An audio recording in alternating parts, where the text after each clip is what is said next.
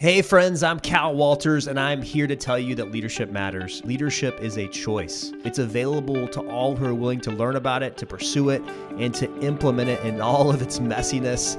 I hope you enjoy this episode of the Intentional Leader Podcast. Let's go make it count. John, hey, welcome to the show. Thanks so much for being on today. All right, thanks for having me, Cal. It's a delight. I am so excited to talk about the Enneagram. I learned about the Enneagram, man, it was probably a couple of years ago, and it has really helped me get to know myself. It's helped me get to know my wife in a way that I didn't know her even after being married to her for 10 years. It's helped us kind of understand the way we talk and the way we think and the way we're motivated. So I'm really excited to dive into that and also think about how it impacts our leadership potentially. So let's just start, John, with how did you become interested in the Enneagram? Yeah, it was about 2005. So now 16 years ago, I'm kind of an entrepreneur. I'm not just kind of an entrepreneur. I am an entrepreneur. And I had started an organization. And after 2 years, I was already bored with it. And I was ready to leave it, fold it up, or hand it over with no benefit to me and just be gone and start another one in another cooler city somewhere else. And we seriously really looked at moving and all the way down to our kids' school. There was something going on in me where I was just really restless. And I just kind of knew that I was off. Like it was the right thing. I'm an entrepreneur, but it just felt like for the wrong reasons. But I couldn't quite articulate what that was. And so I went to basically something similar to what I do today, something that helps evaluate and develop your leadership and grow your self-awareness in such a way that you're able to really do things inside out for all the right reasons.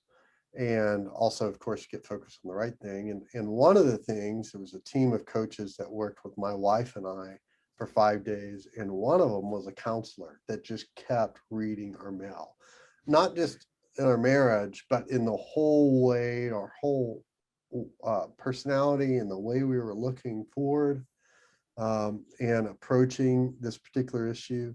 And in the end, we finally asked him, like, what is going on? Like, what How are do you you know me doing? so well? And he said, well, don't tell anybody, but the Enneagram was really helpful with you too. And I'm like, what's the Enneagram? And he pulled out a book and he showed us.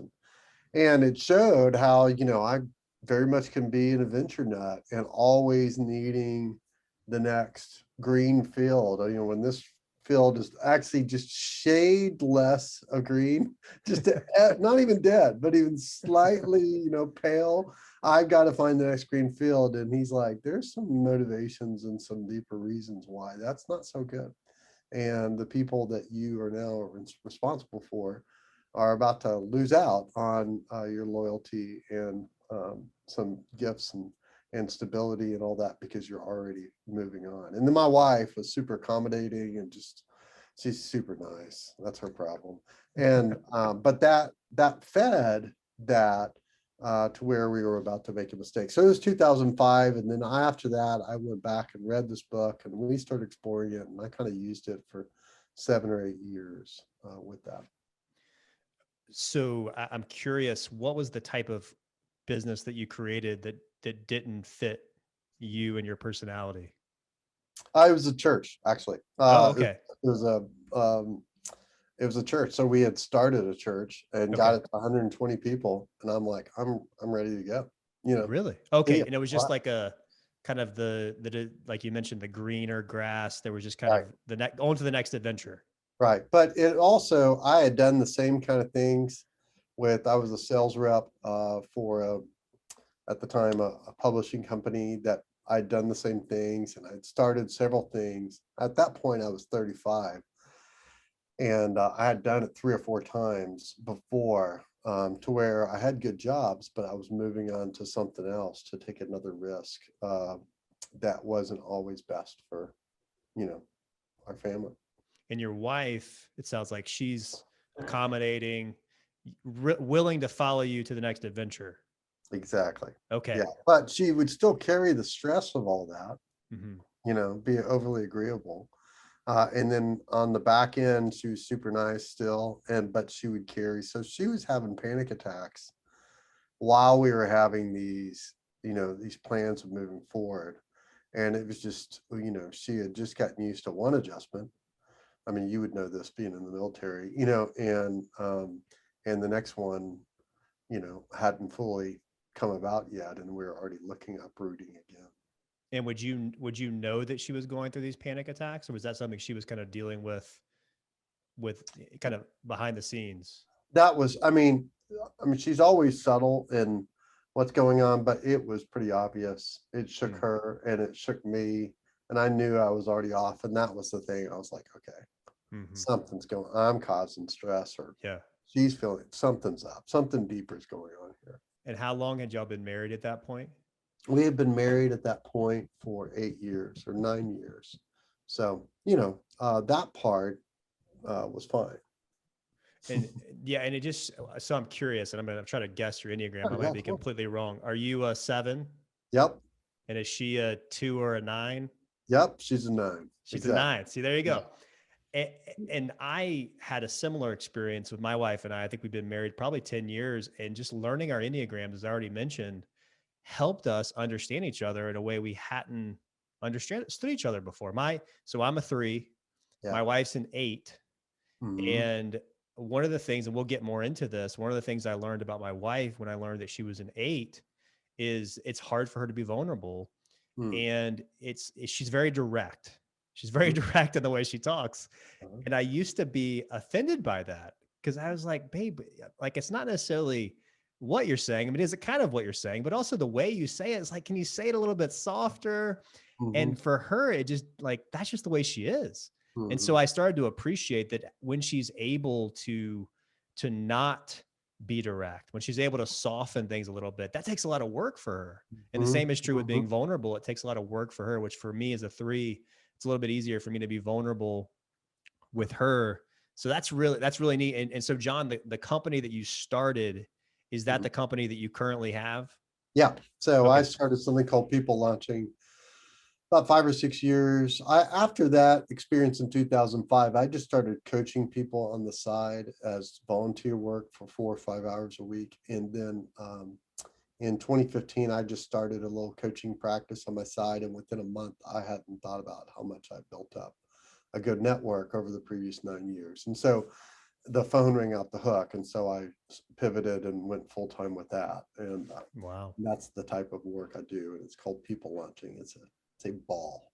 I absolutely love it.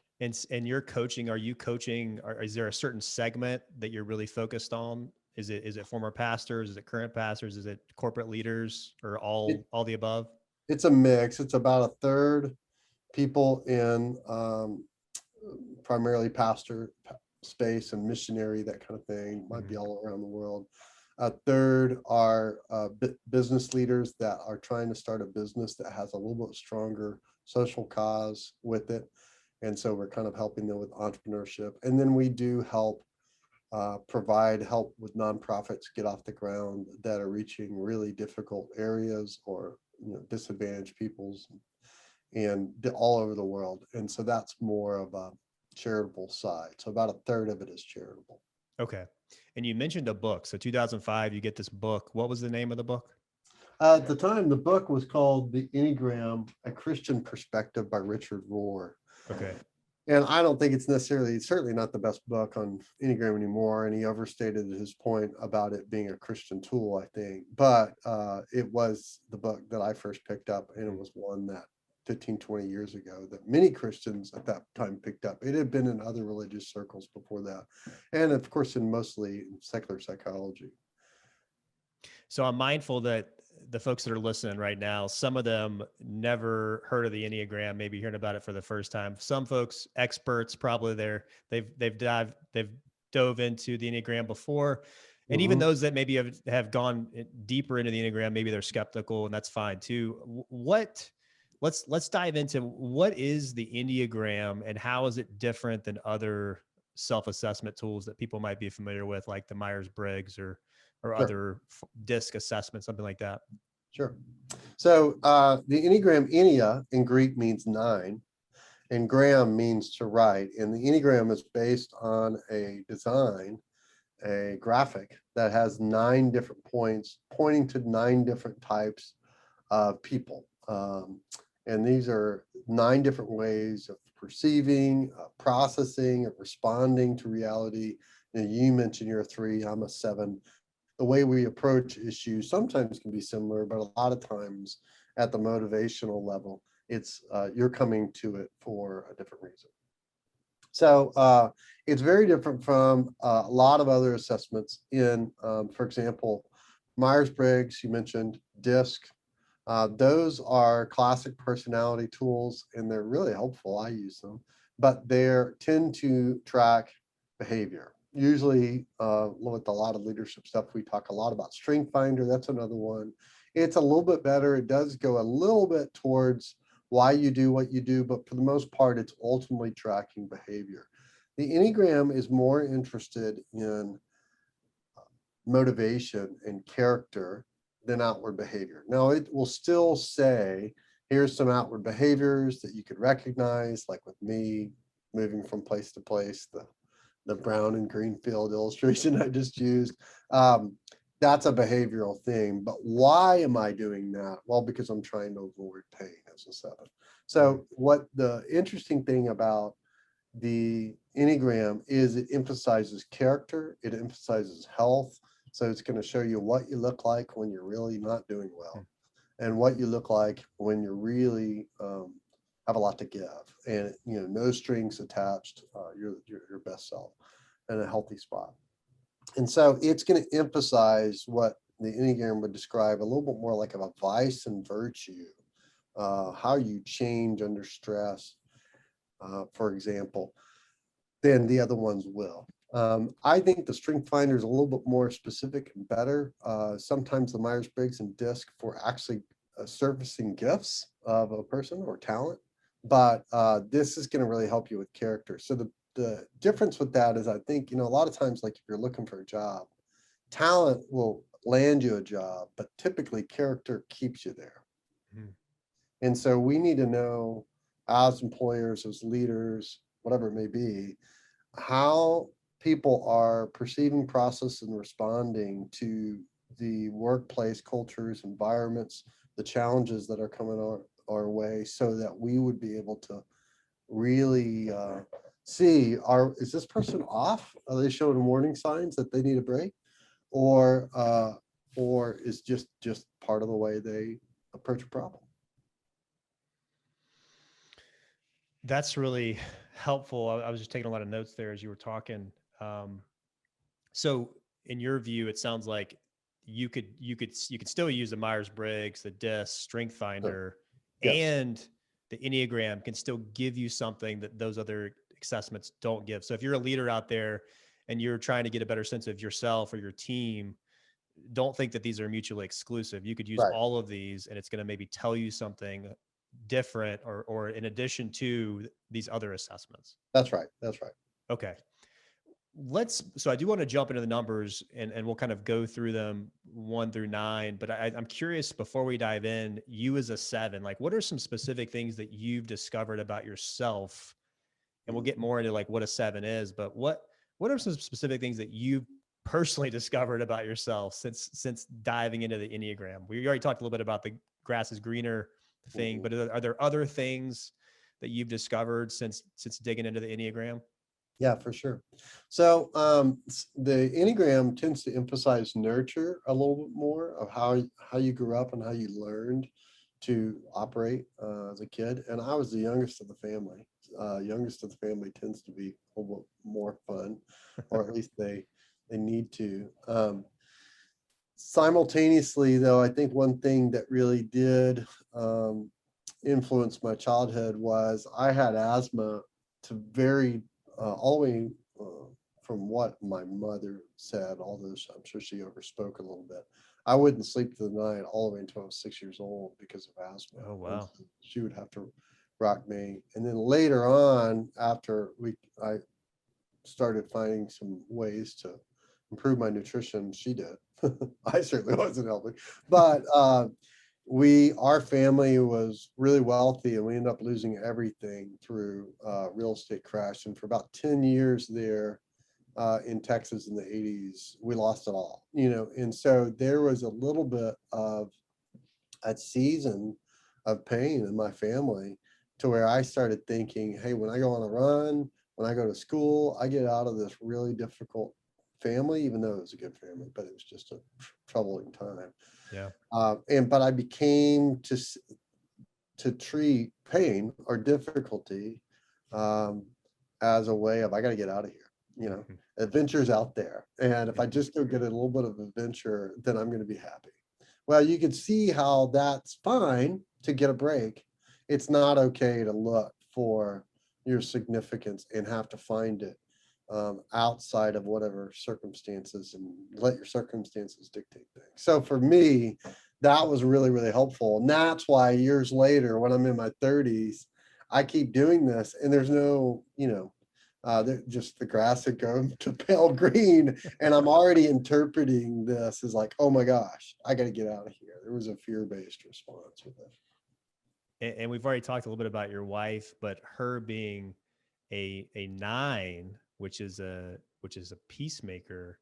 Yeah. How has it changed the way you relate to her, or the way she relates to you, learning about each other's numbers? Mm-hmm. Yeah. So it's a super helpful question. Like, by the way, her parents got divorced, and a 9's a peacemaker. They love to bring harmony to their relationships. And her dad even said to her in 5th grade, after he had separated from her mom, I'm moving back in with you guys, but I'm coming back in here for you. And so she really thought as a child, it's up to me to keep the peace, which of course wasn't completely fair at all for her. One of the things I'll notice is a lot of times, because she is accommodating and peacemaker, she can try to accommodate my quest for adventure. But what actually happened through our time of me realizing that's like our two weaknesses tying in together, was it started me to really ask her a lot of questions. Not, for example, I'll ask her all the time, what do you want? And she's always like, what do I want? What does it matter? It's what I need, you know? And she's just kind of dismissing her desires, because she thinks, if I just give everybody else what they want, then I'll get what I want, which is not healthy. And so it's taught me to listen. It's taught me to ask questions. It's taught me to not let her off the hook with sweet statements like that. But and then it's helped her realize, when I start getting scattered, when I start looking at things, years ago when I used to pull out the map and wonder what it was like to live in Seattle or something crazy, she learned to ask, how you doing? Wow. Those evidences of stress for both of us were totally different ways. Also, it's helped me, I tend to be very driven. And whenever she's got a relationship, she's got to be assertive in. I used to be impatient with her, like, just go out there and put yourself out there and tell them what you want. And that was really hard for her. And for me, she was always like, would you quit putting yourself out there like you're being overly assertive. You need to learn how to not push and read the group and those kind of things. And so those kind of ways help us have a little bit more patience with each other on, hey, I'm always going to be assertive and she's always going to be less assertive. But that doesn't mean that humility looks differently. When I do pull back and less assertive in order for her or somebody else to step in, or when she does assert and become a peacemaker, not just a peacekeeper, I recognize that as both of them are both big character moves that we need to celebrate. That's so helpful. And I think we should say up front that there's no right number. Everyone, all the numbers these are just 9 different ways that God designed us, and we're all designed uniquely. And I think the beauty is just hearing you talk through you and your wife, she can love you out of who you are by knowing you better. And the more you know yourself, the more you can say, oh man, maybe I'm getting to an unhealthy place based on my tendencies, and she can love you through that. maybe before, and I can at least speak for my wife and I, before knowing each other's number and knowing each other's motivations, we just get frustrated by why don't you talk to me differently, instead of saying, you know Mhm. what, you're just different. Mhm. I love your uniqueness. There's a lot of strengths that come from that. So let me love you out of where you're at and where you are and your tendencies, instead of just trying to be like each other Yeah, and that's be, right. exact carbon copies of each other. And by the way, I can totally relate to your wife. In fact, I think I probably have some 9 in me. My parents divorced when I was 4 or 5. Mm. They both remarried. I was kind of bouncing back between families. And sometimes that question that you ask your wife of what do you want, my wife will ask me that question. And that is so hard for me to answer sometimes, because I was so able to just flex to wherever I was. Mhm. I could be pretty comfortable in any scenario. That's right. That might be why I'm a 3, of just the ability to kind of achieve and perform no matter where I am. And I probably learned that that was how I got love, was through performing and through achieving. Um, but I can totally relate to that, the difficulty of actually being able to state, this is what I want. This is where I want to go to for dinner, for example. Yeah. Sometimes that's hard for me to say, because I'm just like, hey, whatever you guys want works for me. Yeah. All right, so let's jump into these numbers. Sure. So let's start with number 1. Tell us what is number 1? What's the motivation of a 1? Sure. So we'll give these all titles just to help you remember it a little bit. We tend to call one as reformer. Some people, they're wanting to pursue excellence. They're very moral or good people. Some people will call them the perfectionist, but that's usually, who likes being called a perfectionist? But that does give you the idea of the kind of the shadow side. They can show a lot of stress when they're like when things are broken, which is Hmm. pretty much everything's broken sooner or later. And or even if it's like a character flaw in someone, they can get irritable because they're kind of swallowing their anger a little bit, because good people don't blow up in anger, but that doesn't mean they don't feel it. So that's some of the things with a reformer or perfectionist, as far as what they're strive to do, and their and what the common emotion tends to go with it. So one of my favorite pastors, Andy Stanley, is a 1. I've heard him talk about him just wanting to make things perfect, wanting to get things better, always being able to see, hey, this can be a little bit better. If for a leader out there, if you're a 1, or let me just ask it this way, if you have a 1 on your team, Mm-hmm. how can you really lean into their strengths, and maybe what should you also be looking out for if you have a 1 on your team? Sure. So, I mean, like Andy Steen is a good example because he's an incredible communicator. Well, he's honestly just almost, if not perfected, the art of communication. So that's one of the things that you're going to be able to see is these people are really become very driven to be good. Like they can always be pushing for the next level. They also can be good teachers or developer of people because they're always taking someone to the next step of development. They're going to keep on growing that person. So those are really good people development or teachers to have.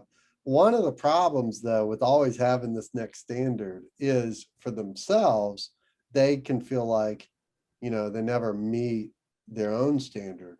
And so they can sometimes come off as critical to us, but they're like super critical on the inside.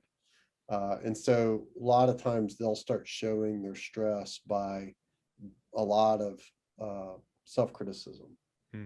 And so that's a kind of a watch out for them. It seems like for a 1, it would be hard potentially to give them feedback. Are 1s going to be particularly sensitive to feedback, since they're already so hard on themselves? Yeah, so they want feedback because they want to improve, but they can be sensitive. But so it depends on how you do it, just like most of us. But I think that 1's really, because they're so good and responsible, if you've truly taken responsibility for your relationship and you have cared a lot about relationship, they'll receive that feedback better.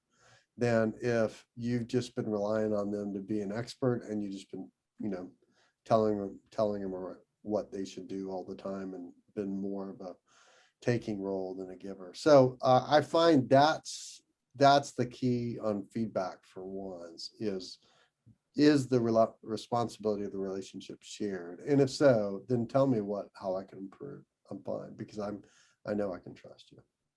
It seems like a one might tend towards burnout more than the other numbers. Is that true or? Well, yeah. I mean, always shooting perfection. Yeah. How many people do we know that are really perfect at their craft have big burnouts because of that same thing? They couldn't turn it off, Yeah. And so they're definitely probably second only to three. Yeah, the workaholic three here. Yeah, and Yeah. so I was interviewing someone, a pastor, Gavin Adams, who had worked with Andy Stanley for a long time, and one of the things he said about Andy is that you would never believe how much preparation he puts into giving a speech or a Sunday message or even just a meeting. The amount of time he'll block out an entire afternoon to prepare for a meeting next week. Mm-hmm. And so that maybe gives you a sense of kind of into the way in which a one might think of like, because when you hear him preach, it seems effortless. Yeah. But it's because obviously he's gifted, but there's so much preparation that he's putting into every single message that he delivers. And so it's great, probably a great person to have on your team. But if you're a leader, you've got to watch out. So it's probably one of your go-to people potentially, but you've got to keep them from burning out, I would imagine. And also you've got to help them know what the priorities are, because I can see them making everything. I think I have a one on my team, and I sometimes I have to tell him, hey, there are things I want you to be excellent at, and there are things I need you to kind of be okay with just getting it done, because you can't be excellent at everything. I don't want you working around the clock. You also need to go sleep. So some things are good enough. Absolutely. Yeah. So the two, tell us what the two is all about. The two is, we could call it helper. It's somebody that just simply loves to help other people. It's kind of what you picture. It's the little girl that runs and gets a diaper for their mommy for a little brother. It's the nurse. It's the EMT. These are the type of people. It's not, of course, they could be in any different industry, but they truly, like the name says, love to help. They don't mind denying themselves. They kind of need to be needed. And therein lies some of the shadow side. The sin we usually say with twos are pride, because in one sense we're all deal with proud, but when everybody tells you you're great because of how you help them, you start thinking after a while, I don't have personal needs. I don't need, I just need I just need to give to others. As long as I'm giving to others, I can have value. Well, there's a trap in that. There's a one-way relationship. So that's the two. And so I guess a similar question as before, if you have a two on your team, what, as a leader, what are some things you need to be thinking about with a two? Yeah. So if you've got a two on your team, they're probably going to be great on verbal encouragement, on having a high energy level, of really looking to be the first one to, run into the house fire to save a life, which is great. Assuming there's a fire. Sometimes twos can get off when nobody really needs them, and they think, well, gosh, let me just start the fire. So then I can. Oh, yeah, that makes sense. So then I can be the hero, And so that's why they need to be needed. My daughter, who we thought was a two for a long time in high school, used to love to create Saturdays where she would take my wife and I thrift store shopping so that she could buy us some clothes that she could afford. Well, my wife and I didn't want to do that on a Saturday. We didn't really care about thrift stores, this whole deal. But she created this whole environment. And then we're like, quality time with your daughter, your teen, you need to do this, It's pretty funny. But that's an example of, where the shadow side. Twos also can have a little bit of trouble doing any kind of self-care or caring for their soul, partly because they think it's selfish.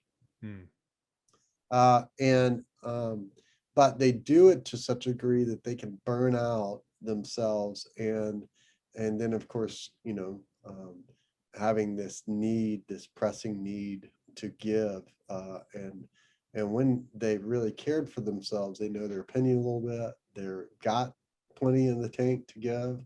It's not like they're running on empty. So I have a friend who's a 2, and I don't think she would mind me mentioning her name. Her name is Cassie Morrison. She actually has a podcast. It's called Anyway. And one of the things she shared with me, and she actually leads courses on Enneagram because she's so into it. But she says that sometimes even the way she communicates can be very 2-ish. So for her, she'll send a text message to a friend that is just very detailed, like, hey, I love you so much.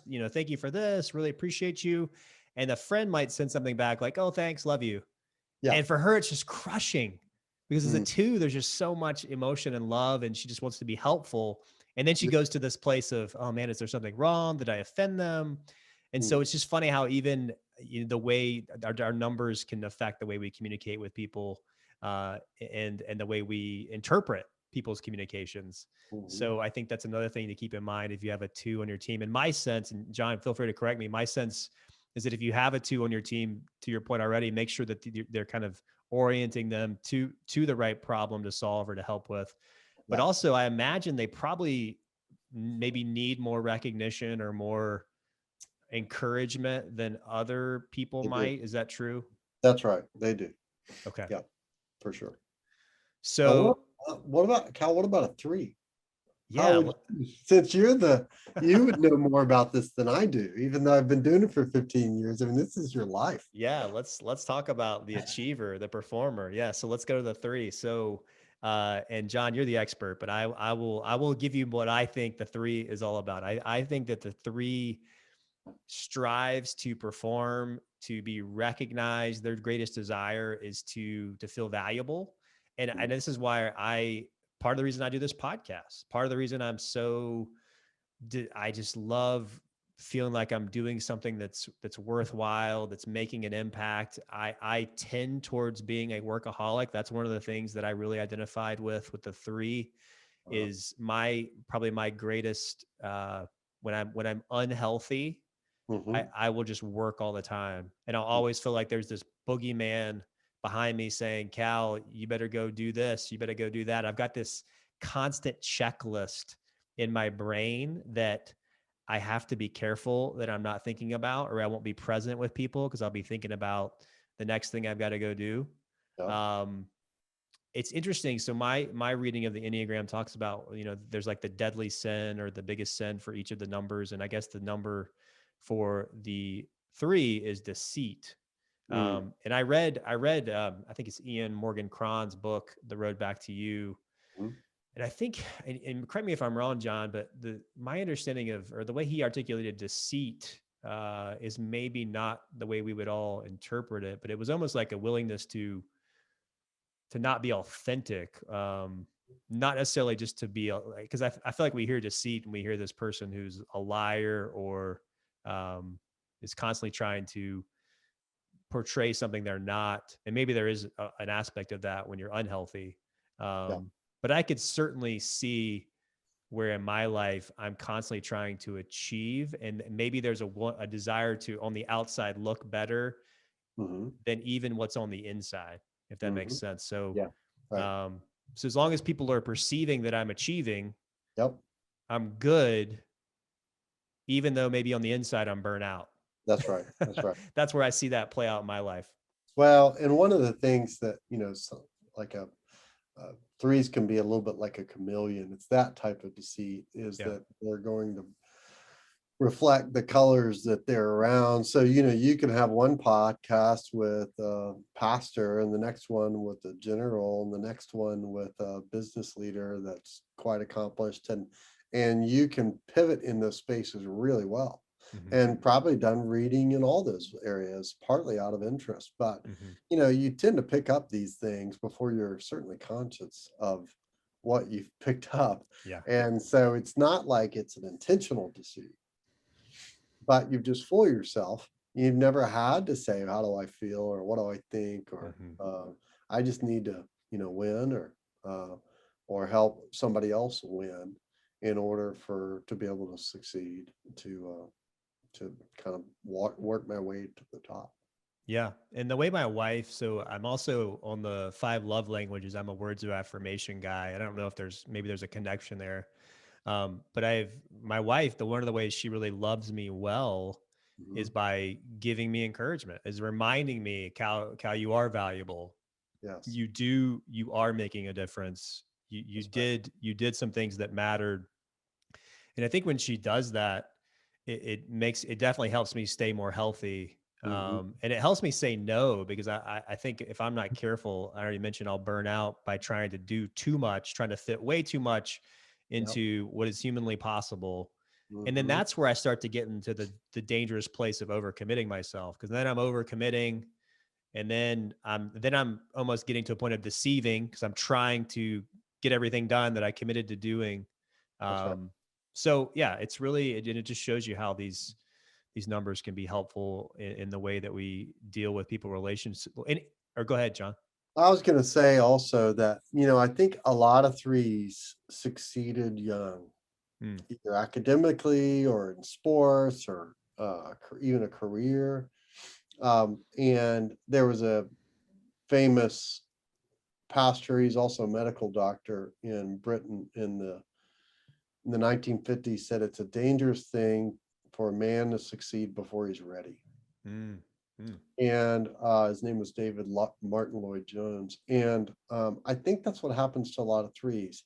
And so when they hit their 20s or 30s, they lose a job, or they get overlooked for a promotion, or uh, their marriage falls apart. It just doesn't make sense. So that failure hits them a mhm, lot deeper than a lot of other people, because they had learned, if I just keep on succeeding, then I'll get what I need. mhm. And so I think that a lot of threes, their 30s and 40s can be tough, because it's like, this is not the way it's supposed to work. Yeah, yeah, So. absolutely. Yeah, Mhm. and I think this might be a good one to highlight. What does a healthy 3 look like versus an unhealthy 3? Yeah, so a healthy three wants others to win. So they become a good team leader. They Mm, already have this ability to see their team, understand where people are coming from, and pull them together. And if their desire is not so much to be known, but to help other people win, then they're great. And obviously the opposite of, you know, it's about me, which undoes any team, a selfishness that's gonna really take away from the relationship. So it's about who's winning. And I think that just highlights how, if you have someone on your team, I mean, they just because they're a 3 doesn't mean they're going to be these negative parts. You could have someone who's really a healthy person, who's selfless, who's achievement oriented, and who's really going to be an asset. Uh, and it just depends on. And just real quick on that, what do you think? Taking the 3, for example, what is the linchpin to remaining healthy? Like how does, if I, for example, if you were coaching me, and that's probably Mhm. maybe more in depth conversation required, but what advice would you give me to stay healthy as a 3 versus tending towards being that unhealthy person who's self-focused? Sure. Um, and this is the way they all are. Like, you could typically think, oh gosh, we needed a three on our team because we want to win. Right. And it doesn't work that way, because they can be really unhealthy, or if they're healthy. I mean, like, you can work with any healthy type. you Right. know, it's pretty hard to work with any type when they're unhealthy, because by definition, they're unhealthy. I think that one of the things that I would say is threes often are so driven that it's like their temperature gauge on their dashboard is broken. Hmm. And a lot of times they don't know they're reaching burnout and until there's steam coming out of the hood. And then sometimes they'll think if I just push it a little bit harder, I'll get it done before, and then I can stop. And of course, your engine can crack at that point and get a major problem. The stop slowing down and being attentive, especially of their feelings, which threes have typically a little bit have trouble identifying what they're feeling. Those are all like good indicators on their dashboard that will let them know if they're running hot or not. Mhm. So that it's real simple. Just a little bit less, being in a little bit less hurry to matter and to win is going to help, and to have a lot more self-reflection is going to help them actually stay healthy, which of course helps them produce typically better. Any tips for leaders on identifying whether someone's a healthy, any of these numbers, whether someone's a healthy person or an unhealthy person? Mhm. Yeah, I mean, there are certain things on stress that we're going to show a lot more. We're going to, put our best foot forward, or we're going to push a little bit further. And, there's going to be plenty of others that you could tell when somebody's relaxed or trusting, they're becoming more vulnerable. They're willing to admit their limitations that are healthy things and especially if they still have a certain attitude, that's really helpful to do it. The benefit of the Enneagram is it shows you how every type really shows their stress and that sense of security very differently. And so it's helpful to regard the numbers because that will kind of give you the indicator Mm-hmm. of stress. Some people like my wife at 9, she gets stronger, busier, or more driven. That's a good thing. Mm. So that's the opposite of a lot of threes. A lot of threes need to shift into neutral every once in a while. Well, 9 doesn't mind neutral. 9's happy to just be pushed along. Yeah. And so you can see how those are very different motivations, and it can show itself in stress very differently. And that shows you how important it is to maybe use this on your team as a leader, as a coach. You'll know when your team members get into that place of unhealthy. But if you don't know that whether they're a 3 or a 9, you may not be able to interpret, hey, this person's getting towards burnout. This person's growing and getting more healthy in the time that we're together. So let's Exactly. move on to number 4. So tell us about number 4. So a 4 we often called a romantic or an individualist is what I typically call it. They tend to be a lot more, they're very creative types, they're very authentic. They are often artistic and just has a desire to be really significant. Uh, 4s tend to grow up with somehow believing that something in them must be defective. Hmm. And so you could grow up in a family, that where you have, such as yourself, a 3 and maybe a 1 or another number. And those kids think, this is great. We're fine. We're doing great. And the 4 is like, yeah, y'all kind of got it together, but there's something wrong with me. So of course, the sad thing about happening here is they can start looking for things that reinforce that message. It also really develops their emotional life, but to such a degree, when they get older, they feel like they are their feelings because they're so emotionally attuned. They can also be on a healthy point, though, realizing that, when they realize they're not defective, that they are loved, that they have value. They can turn that around and bring value out in others. Like a counselor is a classic example of somebody that might have been really in tune with their emotions younger and, desire to be authentic and want other people to be authentic. But as they grow and, grow up, that they're able to really bring value and help people process how they're feeling. No, not all 4s are counselors nor artists, but that gives you a little bit of illustration of their value there. Any coaching for leaders on if you have a 4 on your team, just some things to think about? Yeah, there are certain environments for all types that are really important, but for 4, you think about putting the 4 in the middle of a military or in the middle of a software tech firm. I mean, there's going to be some challenges there. It's helpful to have those people because they're able to pick up on things that they wouldn't. But you could certainly see how other environments, like working for a nonprofit or somebody that's in the arts, it's going to lend itself well towards that. When you have an environment, you've got a 4 that's not as much like your environment, it's really important to make sure that they are heard, that they are told. I was doing an Enneagram conference, a staff retreat with a group of 55 staff, and they were right outside Disney World, and they had a bunch of 1s, they had a bunch of 3s, and then they had a bunch of 7s. And we said, together we have fun and do it perfectly. That was the combination.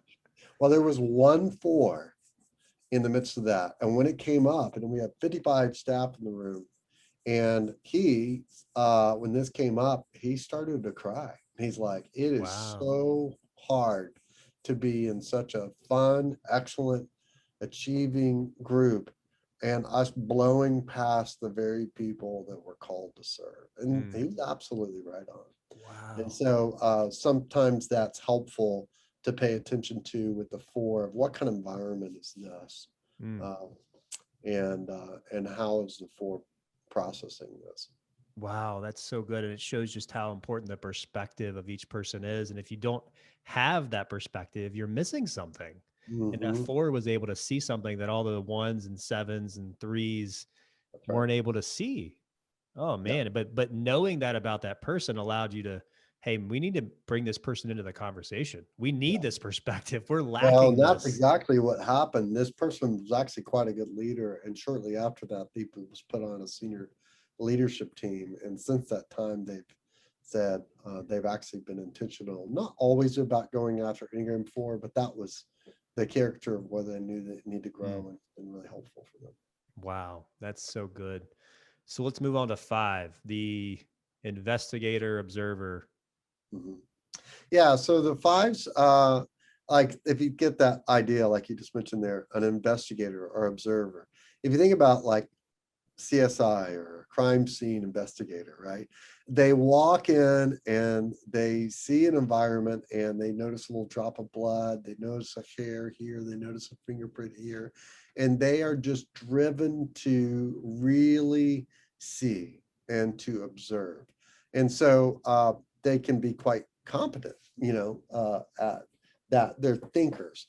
And so that's a great investigator or observer. Kind of gives the idea that they will always be doing research and strive to find, clarity, and will be hesitant to say what needs to be said until they've come to certainty on the conclusion. They're competent. I had a friend of mine. He's a stats guy.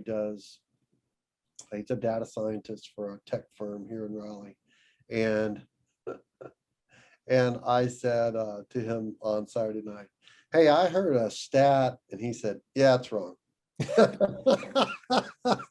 you know, and he's none of those guys. He's a 5, and he's like, yeah, honestly, 90% of the stats that come my way had an erroneous way of collecting data, and that wasn't, forthcoming with all the variables somebody's trying to. And it's a great example of a 5, being silly and fun, Yeah. but also Yeah. kind of showing you this is the way they think and the way they operate. So you're not going to BS a 5. They're going to ask for your evidence. That's Um right. what tips would you give for leaders on having a 5 on your team? So I often compare 5s to like our devices with many different apps open. And so if there's this always thinking and processing through, some data, processing through the science behind something, processing through a workplace culture. And I've got to be competent in all these things. It's almost like you've got too many apps open and you'll run down your batteries a little bit more. Fives tend to withdraw, but they especially withdraw because they honestly are kind of have an energy management problem. They can be worn out quicker. So let's say you and I, it's late in the day right now. If we said, hey, let's go out and, go grab some beer and, throw some chicken on the barbecue. Let's go. We were inviting a five. A five might worry about that because he hadn't planned or she hadn't planned for that time. But if he had been given enough notice, he could have had some introversion time or some thinking time or time to prep for that. Because he's honestly tired at the end of the day with all the apps or thinking that doing. So that is something. I think another thing for the fives is they're really wise because they thought it through. And everybody wants more out of them than that they're willing to give. And there is a sin there of an avarice, a hesitancy to share. And part of that is that desire for competency, but it's not greed in the sense of they want more money, but it is in the sense that they just want to keep their facts to themselves. They want to keep all their precious research to themselves before they open up.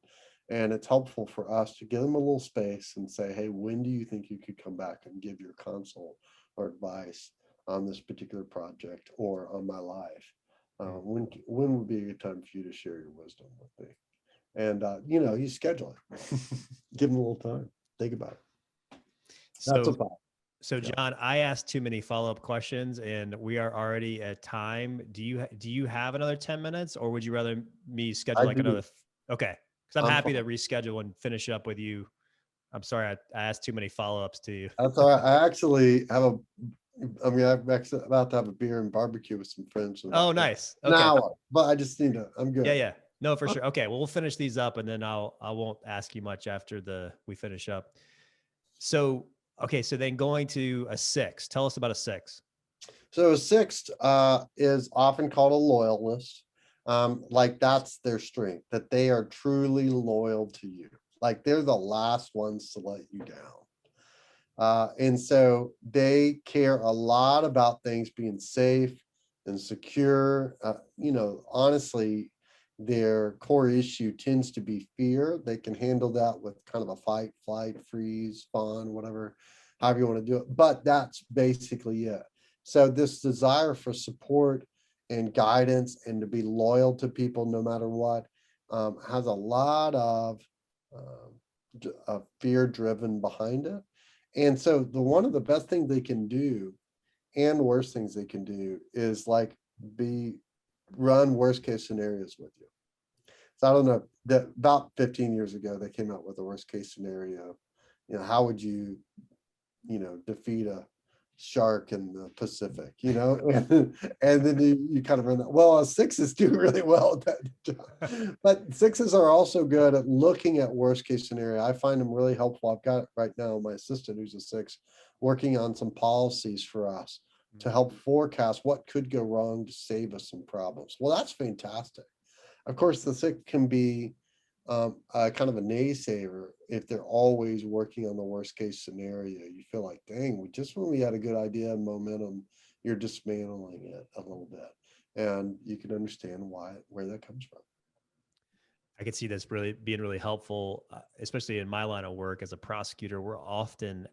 I always bring my team in and I say, hey, let's poke holes in this case before the defense counsel does, before we get to court, so that we can make this case better. So I think knowing that you have a 6 on your team can probably help make anything better if used in the right way. Any tips for leaders on having a 6 on your team? Yeah, I think, they really value loyalty and you got to really have their back too. And if you're putting them in situations where you're not asking their advice ahead of time, like what you're describing there, you're missing the opportunity to use their gifts to show us what could go wrong. And what actually happens is when things go wrong, they actually are really good in the moment because they thought through all the ways it could go wrong. And so they actually are not as bad in a high stress situation or a catastrophe as you would expect. That you thought, oh gosh, they're going to go nuts. Yeah. They usually go nuts, but it's because they've thought it through, and they can actually be quite pastoral, if I could use that term, Yeah. with the people around them in the midst of it. So it's really asking and tapping in on the front end of a problem for their advice. It really does help. And we tend to do that. We can tend to distance ourselves to worst case scenario kind of people because we see them as no people. But that's, it is a gift and we need to use it. Yeah, I can see how that would be super valuable in a team. And that's surprising. I don't know that I would anticipate that. I've never heard that they respond maybe well under pressure, under stress when things go wrong, but that makes sense. They've kind of anticipated it. They've already played this out in their mind. They're not, Yep. maybe they'll say, I told you so, but they're also going to be there to help you in the moment. That's really cool. That's right. Let's talk about you, John. 7. Tell us about 7s. So we covered it before. It's this, we tend to call them enthusiasts. The sin there is gluttony or excessiveness, more adventure or more spontaneity, or, not just 2 creamers, but 8 creamers in your coffee. It's like, just this excessiveness. And that's because there's this almost hedonistic default of being satisfied. But really, it's like I said before, avoidance of pain, a worry that if I go through pain, if I go through sacrifice, then there's no life. So, a lot of times we know that love requires sacrificial love. But a 7 wants to go straight from relationship where everything's okay to life, even greater, without having to go through sacrifice. And what they find, of course, as they mature and willing to enter into pain, especially in the pain of others, is that actually what happens is that's where the richness comes out in the relationship. And that's where true trust is built in the midst of that. And so the 7s can, when they're in a healthier spot, can walk through pain and learn how to still bring hope to other people when things are tough, but they also are not trying to just restlessly escape. This is the life of the party. People have always told me the 7 is the life of the Yep. party. Any tips for managing a 7? Yeah. So a lot of times when you give just, hey, I'm going to give you a directive and you just need to do this. Here's your one directive. That doesn't work well with 7s because they feel like they're trapped. But if you say, hey, let me give you a choice. Would you rather do this or that? It actually helps them. Or if you say, hey, I'm thinking you should do this. What are some other ways to get the big idea done here? The 7s are really good at strategy, and they can come up with plan A, plan B, plan C, plan D really quickly. And so that's an advantage to you. But a lot of times if you just keep giving a directive on one thing, they'll after a while bolt, because that's not the type of relationship as they like to be encouraged by. It doesn't bring their gifts out as well. So let's move on to my wife, the 8, the challenger. Tell us about my wife. So your wife, challengers are people that I often laugh, are people that walk into the room and say, all right, who's the leader here? They say this to themselves.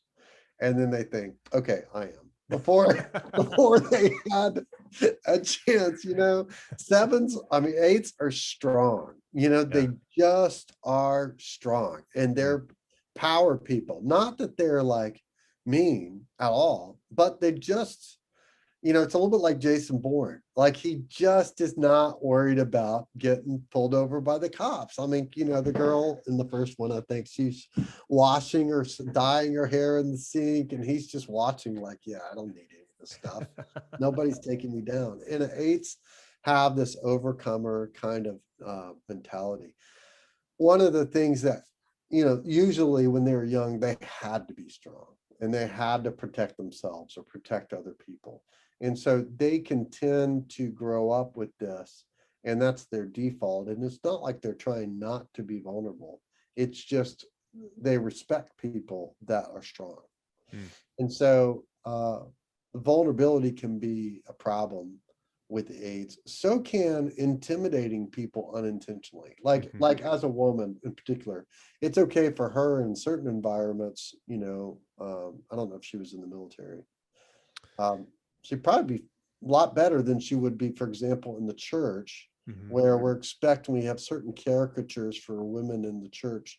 And eights are like, well, gosh, what do we do with these highly assertive, driven women? It's seen in the wrong light at this, the outward behavior. What's Yeah. she? No, that's what, I'm sorry, what? What's her experience been in that?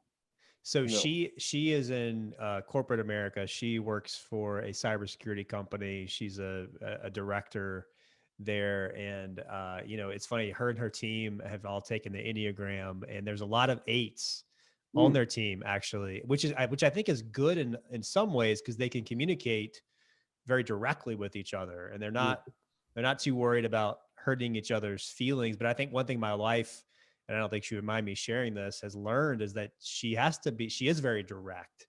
And what she may perceive as just a statement of just facts, Right. might be a little bit too direct for someone else. Yeah, that's right. And so she's had to kind of learn, and I think she has learned, hey, there might be a better way to communicate this so that it'll be a little bit better received. But if she's talking to another eight, they can just be direct all day long. But when she's talking to me, she's got to deliver it a little bit more kindly or more softly. Or at least I've learned, and I've already mentioned this, that's just the way she naturally talks. She's not trying to be mean. Right. She's just telling it like it is. Yeah. And for her to be vulnerable also requires a good bit of effort. So when she isn't willing to and able to be vulnerable, I should really respect that and appreciate that. That's right. And they tend to be really good, like extremely good caregivers. And there's to them, all the soft sides very obvious inside their head and inside their heart. But it's that default of strength that can push away somebody that prevents them from having that opportunity to show care and to protect other people. So they actually are usually teddy bears underneath. They just don't appear that way as much on the surface. Any tips for leading an eight? Yeah. So a lot of times you want to be in the similar with six, but for very different reasons. You want to watch their back. They've got your back. You want to get their back. You don't want to be saying, well, yeah, she can be pretty intimidating sometimes. I mean, in front of a group or somebody else.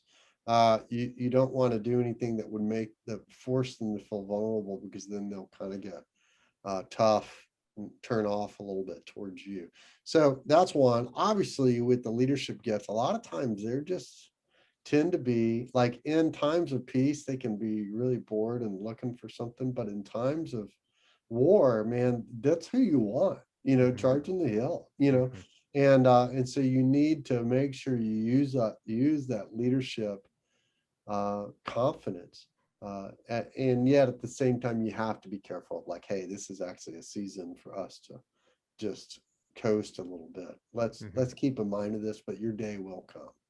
So they need a task. They need to be given something to focus on. And my wife has said her fear is not necessarily to be in control. She just doesn't want to be controlled, which is kind of a nuance that I never fully appreciated until we did the Enneagram. So if I'm ever in a position of making her feel controlled, that's like her worst case scenario. And it's not that she needs to be in control. Just be careful not to make her feel control, which is sometimes a hard needle to thread. And lastly, let's talk about your wife. Tell us about the 9, the Peacemaker. Like, my wife is a 9. I said to her years ago, let's just be honest. If this marriage doesn't work out, it's not your fault. Obviously, that's a little bit of overstatement. I recognize 9s can be a part of breaking up relationships, but not very often. They just strive for harmony, for the whole group, for everybody to get along. They just want all the other numbers to get along and peaceful. And that's a really, it's an impossible job, you know. But what they, you know, they kind of grew up not saying, like my wife, what do I want? You know, what do I need? They just think if I just take care of all these other people and I'm able to empathetically know where people are coming from and help them cooperate, then I'll get what I need. And what tends to happen with nines is because they don't stop and say, what's my opinion about this situation? We're all roughed because they usually are really good, kind of like a three in this sense, of knowing where people are coming from, but also knowing how they need to get along, to mediate and come together. Well, and when my wife shows up and she is about to really state the truth, it just is almost always the exact right word at the exact right time. Last week, my younger boys were in trouble, and she came in and I just looked at one of them and said, brace yourself. And you're going to lose this one. Here you come, you know. And she came in and just set it straight, you know, just called him out. And it just totally turned all of us around. But Wow. that took a lot of work. And of course, it's your house. You get more comfortable with that. Yeah. But it takes a lifetime to Yeah. get good at some of these things. And for her, she's gotten really good at being assertive and knowing her opinion and knowing when to assert it, because she recognizes that actually brings peace.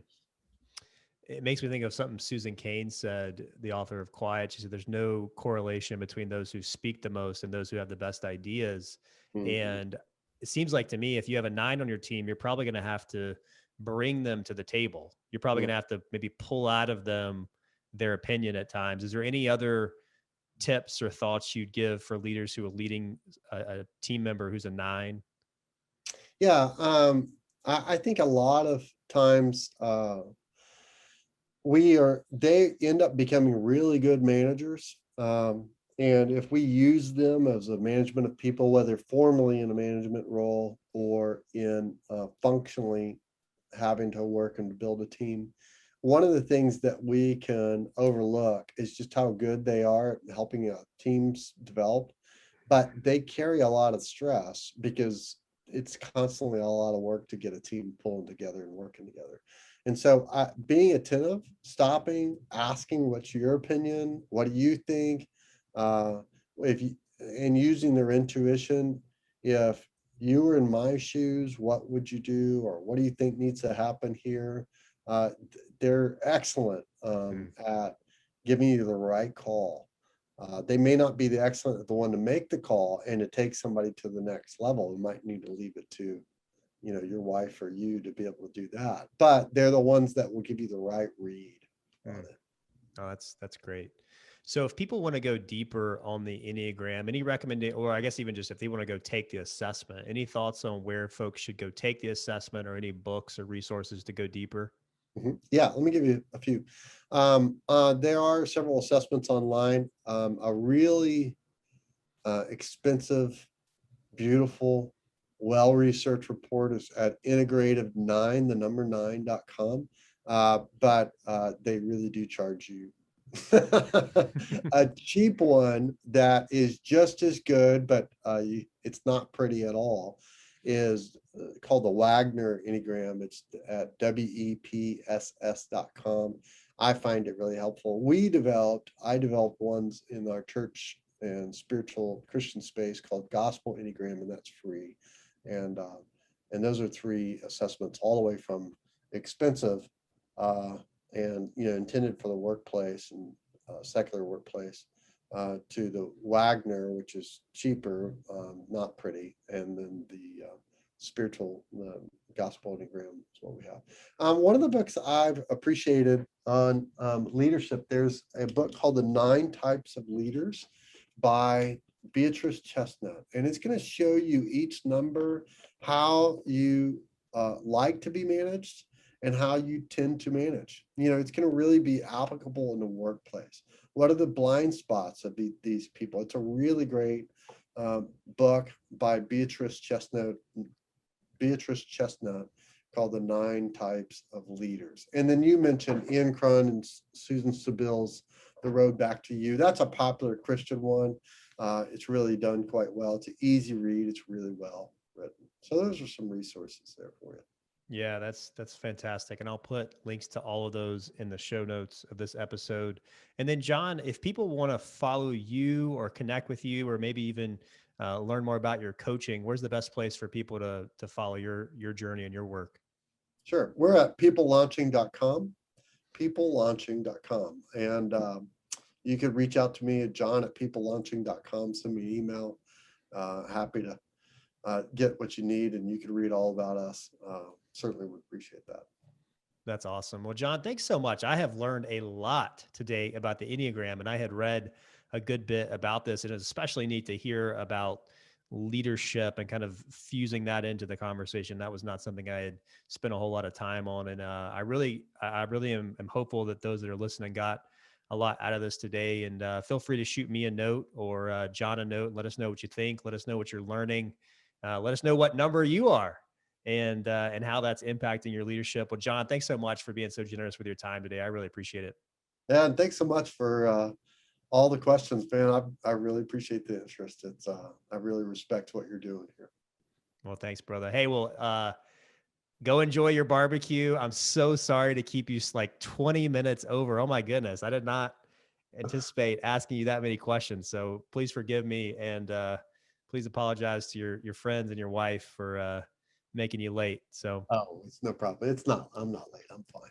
So all thank right. you. Well, I appreciate you, Cal. all right, John, I'll be in touch. Thank you. All right, brother. See you, man.